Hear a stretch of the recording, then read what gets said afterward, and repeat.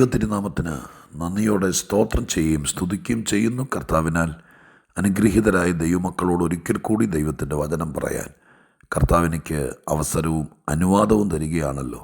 വചനം കേൾക്കാൻ താല്പര്യത്തോടെ കാത്തിരിക്കുന്ന പ്രിയപ്പെട്ടവരെ ആദരപൂർവ്വം യേശുക്രിസ്തുവിൻ്റെ ധന്യമുള്ള നാമത്തിൽ വിനീതമായ സ്നേഹവന്ദനങ്ങൾ അറിയിക്കുന്നു. കർത്താവും രക്ഷിതാവുമായ വാഴ്ത്തപ്പെട്ട ദൈവത്തിൻ്റെ തിരുമുമ്പിൽ സ്തോത്രത്തോടെ സ്തുതിയോടെ കർത്താവിനെ മഹത്വപ്പെടുത്തുകയും ദൈവത്തിൻ്റെ തിരുസന്നിധാനത്തിൽ പ്രതീക്ഷിച്ച് കാത്തിരിക്കുന്ന ദൈവമക്കൾക്ക് ദൂത് തരുന്ന ദൈവത്തെ ഒത്തിരി സ്തോത്രത്തോടെ പുകഴ്ത്തി ആരാധിച്ച് മഹത്വം കരയേറ്റിക്കൊണ്ട് ഇന്ന് ആത്മീക ചിന്തയിലേക്ക് നിങ്ങളെ നയിപ്പാൻ വേദപുസ്തകത്തിലെ ഒരു ഭാഗം നിങ്ങളെ വായിച്ചു കേൾപ്പിക്കാൻ ആഗ്രഹിക്കുന്നു. അപ്പോസ്തല പ്രവൃത്തി 8-ാം അധ്യായത്തിൻ്റെ 12-13 വാക്യങ്ങൾ ഞാൻ നിങ്ങളെ വായിച്ചു കേൾപ്പിക്കാം. അപ്പോസ്തല പ്രവൃത്തി 8-ാം അധ്യായം 12-13 വാക്യങ്ങൾ. എന്നാൽ ദൈവരാജ്യത്തെയും യേശുക്രിസ്തുവിൻ്റെ നാമത്തെയും കുറിച്ചുള്ള സുവിശേഷം അറിയിക്കുന്ന ഫിലിപ്പോസിനെ അവർ വിശ്വസിച്ചപ്പോൾ പുരുഷന്മാരും സ്ത്രീകളും സ്നാനമേറ്റു. ശീമോൻ താനും വിശ്വസിച്ചു. സ്നാനമേറ്റ് ഫിലിപ്പോസിനോട് ചേർന്ന് നിന്നു.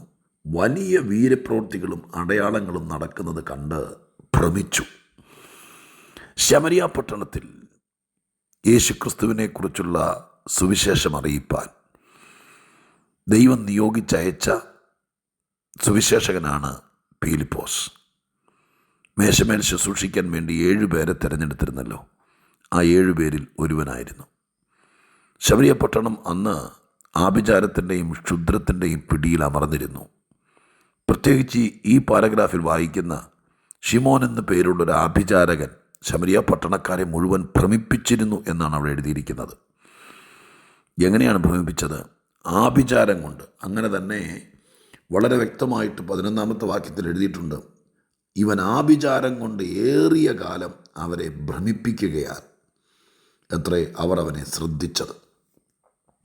അപ്പം ആഭിചാരം കൊണ്ട് ശമരിയ നിവാസികളെ ഭ്രമിപ്പിച്ചു പോന്ന ഒരു മനുഷ്യൻ ശിമോൻ മഹാനെന്ന് നടിച്ച് ആളുകളുടെ ശ്രദ്ധയെല്ലാം ആഭിചാരം കൊണ്ട് അദ്ദേഹത്തിലേക്ക് കേന്ദ്രീകരിച്ച് അങ്ങനെ ഒരു പ്രത്യേകമായിരിക്കുന്ന സ്വഭാവ രീതിയും പ്രവർത്തന ശൈലിയുമായി പോകുന്നൊരു വ്യക്തിയായിരുന്നു ശീമോൻ. അങ്ങനെ ശീമോൻ്റെ പിടിയിൽ ശമരിയ പട്ടണം അമർന്നിരിക്കുമ്പോഴാണ് പാവപ്പെട്ട സുവിശേഷകൻ ഫിലിപ്പോസ് ദൈവനിയോഗപ്രകാരം ആ പട്ടണത്തിലേക്ക് ചെല്ലുന്നത്. ചില കാര്യങ്ങൾ ശ്രദ്ധിക്കാൻ ഈ ഭാഗത്തുണ്ട്. മുകളിലെ ഭാഗമൊക്കെ വായിക്കുമ്പോൾ കാണാൻ കഴിയുന്നത് ഫിലിപ്പോസ് അവിടെ കടന്നു ചെന്നിട്ട് യേശുക്രിസ്തുവിനെക്കുറിച്ചുള്ള സുവിശേഷം അറിയിച്ചു. സുവിശേഷം അറിയിക്കുന്ന സമയത്ത് രോഗികളായിരുന്ന പല ആളുകളും സൗഖ്യമാകാൻ തുടങ്ങിയെന്നാണ് അതിൻ്റെ 7-ാമത്തെ വാക്യത്തിലൊക്കെ കാണാൻ കഴിയുന്നത്. അവിടെ എഴുതിയിരിക്കുന്നത് അശുദ്ധാത്മാക്കൾ ബാധിച്ച പലരിൽ നിന്നും അവ ഉറക്കം നിലവിളിച്ച് പുറപ്പെട്ടു. അനേകം പക്ഷപാതക്കാരും മുടന്തരും സൗഖ്യം പ്രാപിച്ചു. അങ്ങനെ ആ പട്ടണം വളരെ സന്തോഷിച്ചു. 2 ശക്തികൾ ശമരിയ പട്ടണത്തിൽ ഫിലിപ്പോസ് ചെന്നതോടുകൂടി ഉണ്ട്. ഒന്ന്, ശീമോൻ്റെ നേതൃത്വത്തിലുള്ള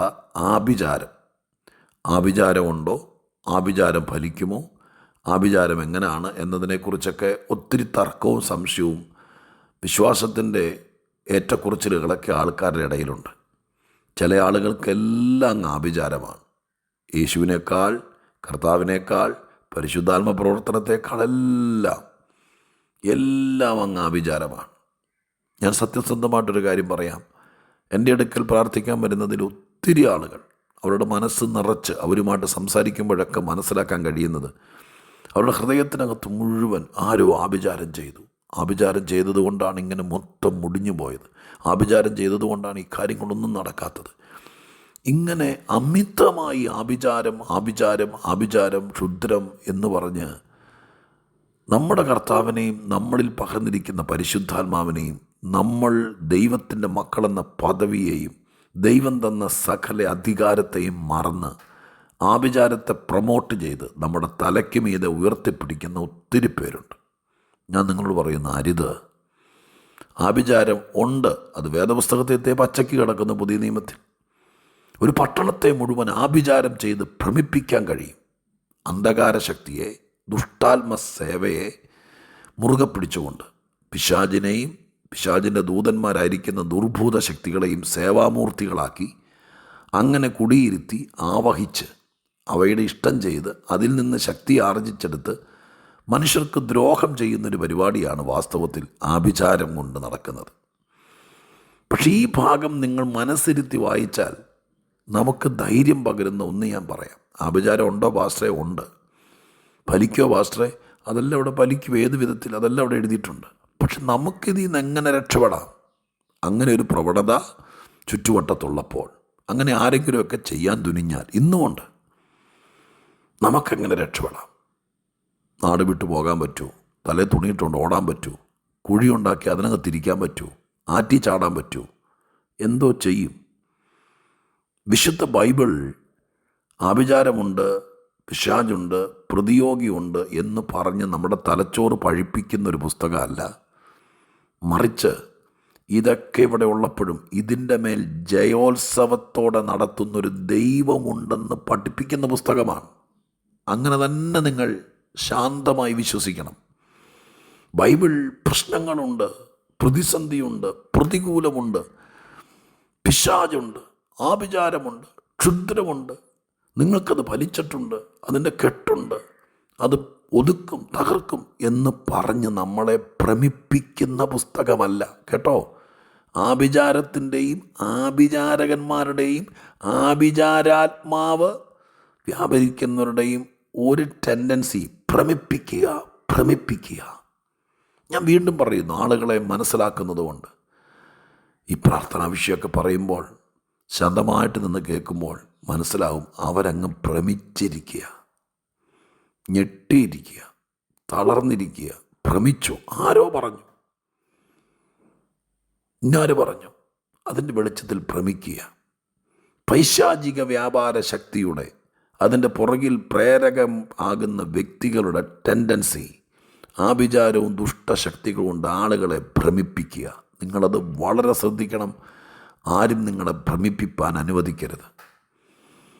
പിന്നെ ഇതൊക്കെ ഉള്ളപ്പോൾ പിന്നെ എങ്ങനെ നമുക്കൊരു പ്രൊട്ടക്ഷൻ? അതാ ഭാഗം തന്നെ ഇരുത്തി വായിച്ചാൽ മതിയല്ലോ. നിങ്ങളിന്ന് അപ്പോസ്തല പ്രവൃത്തി 8-ാം അധ്യായത്തിൻ്റെ ഈ ഒരു 2-3 പാരഗ്രാഫ് 2-3 പ്രാവശ്യം വായിച്ചേ. ആരാ ജയിക്കുന്നതെന്ന് നോക്കിയേ, ഏതിനാ ശക്തിയെന്ന് നോക്കിയേ. ഒരു 5-8 ഉപദേശിമാർ അരയും തലയും മുറുക്കി നേരെ ശമരിയിലേക്ക് ചെന്നു എന്ന് എഴുതിയിട്ടില്ല. വലിയ കെടി അപ്പോസ്തോലനും ആഭിചാരമെടുക്കാൻ പ്രത്യേകിച്ച് സ്പെഷ്യലിസ്റ്റായിരിക്കുന്ന കൃപ ലഭിച്ച ആളൊന്നുമല്ല സുവിശേഷകൻ. യേശുക്രിസ്തുവിൻ്റെ കൂടെ നടന്ന 12 അപ്പോസ്തലന്മാരിൽ ഒരുത്തനല്ല. 1-ാം നൂറ്റാണ്ടിൽ മേശമേൽ ശുശ്രൂഷിക്കാൻ ദൈവം തിരഞ്ഞെടുത്തൊരു സുവിശേഷകൻ. അദ്ദേഹം ശമരിയെ ചെന്നു. അവിടെ ചെന്ന് യേശുവിനെക്കുറിച്ചുള്ള സുവിശേഷം പറയാൻ തുടങ്ങി. ആ സുവിശേഷം വിശ്വസിക്കാൻ തുടങ്ങിയവർ വിടുതൽ അനുഭവിക്കാൻ തുടങ്ങി. ഏതിൽ നിന്ന്? ഈ നാടിനെ വ്യാപരിച്ചിരുന്ന ആഭിചാരത്തിൻ്റെ നിഴലിൽ നിന്ന് യേശുക്രിസ്തുവിൻ്റെ സത്യസുവിശേഷം കേട്ട് അതിനകത്ത് അനുസരിക്കേണ്ട കൽപ്പനകളനുസരിച്ച് ഫിലിപ്പോസ് എന്ന സുവിശേഷകൻ പറയുന്ന വസ്തുത ശരിയെന്ന് കണ്ടപ്പോൾ അദ്ദേഹത്തോടും അദ്ദേഹം പ്രചരിപ്പിക്കുന്ന സുവിശേഷത്തോടും അദ്ദേഹം പരിചയപ്പെടുത്തിയ സത്യസഭയുടെ കൂട്ടായ്മയോടും ചേർന്ന് നിൽക്കാൻ തുടങ്ങിയപ്പോൾ ആഭിചാരം അവർ കേൾക്കാതെയായി. ഭ്രമിപ്പിച്ചു വന്ന ശക്തി ഇവർക്ക് ഫലിക്കാതെയായി. ഇവരുടെ മനസ്സ് ഭയങ്കരമായി സന്തോഷിച്ചെഴുതിയിരിക്കുന്നത്. അയ്യോ, നിങ്ങളാ ഭാഗം വായിക്കണം. ഫിലിപ്പോസ് ആ പട്ടണത്തിൽ ചെന്നതിന് ശേഷമാണ് എന്തൊക്കെ സംഭവിച്ചത്. അവിടെ പല ആളുകളും അശുദ്ധാത്മാ വ്യാപാരത്തിൽ നിന്ന് വിടുതൽ പ്രാപിച്ചത്. ഫിലിപ്പോസ് അവിടെ ചെന്നതിന് ശേഷമാണ് പക്ഷവാതമടക്കമുള്ള രോഗങ്ങൾ സൗഖ്യമായത്. ഫിലിപ്പോസ് അവിടെ ചെന്നതിന് ശേഷമാണ് ആ പട്ടണം സന്തോഷിച്ചത്.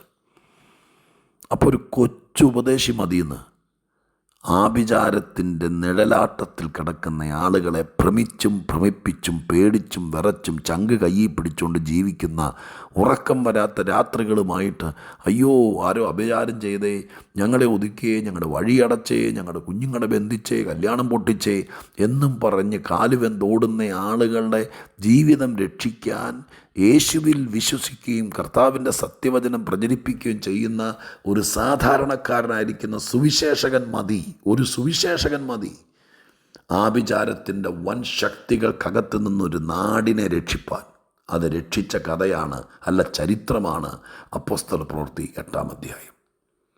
ഈ അധ്യായം വളരെ വിലയിരുത്തി പഠിക്കണം. ഇതിൽ നിന്ന് രക്ഷപ്പെടണം. എൻ്റെ മനസ്സിൻ്റെ ആഗ്രഹം, നിങ്ങൾ പാർക്കുന്ന പുരയിടത്തിൽ, നിങ്ങൾ പാർക്കുന്ന ഭവനത്തിൽ, നിങ്ങളുടെ കുടുംബ പശ്ചാത്തലത്തിൽ നിങ്ങളുടെ നാവ് കൊണ്ട് ഒരിക്കലെങ്കിലും മൊത്തം കൂടോത്രമാണ്, മൊത്തം ക്ഷുദ്രമാണ്, അതുകൊണ്ടെല്ലാം കെട്ടി അടച്ചു വെച്ചിരിക്കുക, ഒന്നും നടക്കുന്നില്ല എന്ന് നിങ്ങൾക്ക് തോന്നിയിട്ടുണ്ടെങ്കിൽ, നിങ്ങൾ പറഞ്ഞിട്ടുണ്ടെങ്കിൽ, ഞാനീ പറയുന്നത് ഗൗരവമായിട്ട് കേൾക്കണം. നിങ്ങൾക്കങ്ങനെ തോന്നിയിട്ടുണ്ടെങ്കിൽ, നിങ്ങൾ പറഞ്ഞിട്ടുണ്ടെങ്കിൽ, നിങ്ങളോടാരെങ്കിലും പറഞ്ഞ് ഭ്രമിപ്പിച്ചിട്ടുണ്ടെങ്കിൽ, നിങ്ങളുടെ വലിയ വിപത്തിൽ നിന്ന് രക്ഷപ്പെടണം. എങ്ങനെ രക്ഷപ്പെടും? ഈ പീലിപ്പോസ് ഓരോ വീട്ടിലും മാസത്തിലൊരിക്കൽ യോഗം വെച്ചില്ല, ആഴ്ചയിലൊരിക്കൽ പോയി അവിടെ പ്രാർത്ഥിച്ചില്ല. ഇങ്ങേര് പ്രാർത്ഥിച്ച് അവിടുത്തെ വീടുകളുടെ ചുറ്റും വെള്ളം തളിച്ചില്ല. ഇങ്ങേര് പ്രാർത്ഥിച്ച് അവിടുത്തെ കെൻഡി കൊണ്ടൊന്നും ഉപ്പിട്ടില്ല. അയ്യോ, ഇതൊന്നും ചെയ്തില്ലെന്നേ. ഇതൊക്കെ ആര് കണ്ടുപിടിക്കുന്നു? ഇതൊരു ഭ്രമിപ്പിക്കലാണ്. സത്യമായിട്ട് ഗ്രഹിക്കുക. സത്യസുവിശേഷത്തിന് മുമ്പിൽ ഒതുങ്ങാത്ത ഒരാഭിചാരമില്ല. യേശുക്രിസ്തുവിൻ്റെ നാമം നന്നായി ഉപയോഗിക്കുമ്പോൾ ആ നാമത്തിൽ സത്യം പറയാൻ വരുന്നൊരു മനുഷ്യനെ മനസ്സുകൊണ്ട് സ്വീകരിക്കുകയും അദ്ദേഹം പ്രചരിപ്പിക്കുന്ന ക്രിസ്തുവേശുവിൻ്റെ നാമത്തിലുള്ള സുവിശേഷം ശിരസാ വഹിച്ച് ഹൃദയത്തിലേക്കുകയും ആ സുവിശേഷം പറയുന്ന സകല കൽപ്പനകളും അംഗീകരിച്ചനുസരിക്കുകയും പോരാ, എന്നിട്ട് ആ പ്രചരിപ്പിച്ച ആൾ അദ്ദേഹം മാതൃകയായി കാണിച്ചു തരുന്ന ആത്മീയ ആരാധനയും കൂട്ടായ്മയോട് പങ്കു ചേർന്ന് നിൽക്കുകയും ചെയ്യുമ്പോൾ നിങ്ങളുടെ മുമ്പിൽ, നിങ്ങളുടെ കുടുംബത്തിൻ്റെ മുമ്പിൽ ഭ്രമിപ്പിച്ച് നിൽക്കുന്ന ആഭിചാരം തോക്കും. ക്രിസ്തുവിൻ്റെ മാർഗം ജയിക്കും. നിങ്ങൾക്ക് ആരുടെ പക്ഷത്ത് നിൽക്കണം എന്നിപ്പോൾ തീരുമാനിക്കാം. ഇന്ന് 28-ാം തീയതി തീരുമാനിക്കാം. ഇത് നിങ്ങളുടെ കാതിൽ കേട്ടുപോയി. ഇനി നിങ്ങൾക്ക് കണ്ണടച്ചിരുട്ടാക്കാൻ പറ്റില്ല കേട്ടോ. ഇനി നിങ്ങൾക്ക് യേശുവിനെ കൂട്ടുപിടിച്ച് ക്രിസ്തുവിൻ്റെ മാർഗത്തെ ഉറച്ചു നിന്ന് കർത്താവിൻ്റെ കൽപ്പനയനുസരിച്ച് ദൈവാത്മാവിൽ ജീവിക്കാൻ ആഗ്രഹിക്കുന്ന നിങ്ങൾക്കിനി നിങ്ങളുടെ മനസാക്ഷിയെ വഞ്ചിച്ചെങ്കിൽ മാത്രമേ ആഭിചാരം എന്നെ ഒതുക്കി പൂട്ടിയെന്ന് പറയാൻ പറ്റുള്ളൂ. കാരണം പുസ്തകം പഠിപ്പിച്ചത് ഞാൻ നിങ്ങളോട് പറഞ്ഞു, സുവിശേഷത്തിൻ്റെയും യേശുവിൻ്റെയും ക്രിസ്തുവിനെ അനുസരിക്കുന്നവരുടെയും മുമ്പിൽ ആഭിചാരം തോക്കും. ആഭിചാരകൻ തോറ്റു. ഇവിടെ ശീമോൻ മുട്ടുകുത്തി സ്നാനപ്പെട്ടു. നിങ്ങളുടെ വായിച്ചു നോക്ക്. അപ്പോൾ അത്രയ്ക്ക് പവറാണ് സുവിശേഷത്തിന്, സത്യവചനത്തിന്. അത് ഓരോ ദിവസവും ചെവിയിൽ ഹെഡ്ഫോൺ വെച്ച് കേൾക്കുമല്ലേ. വലിയ കോളാമ്പിയിൽ നിന്ന് 4 വീടിനപ്പുറത്തുനിന്ന് കേൾക്കുമല്ലോ. ഇത് നിങ്ങളുടെ അടുക്കളയ്ക്കകത്ത് മുഴങ്ങുമല്ലേ.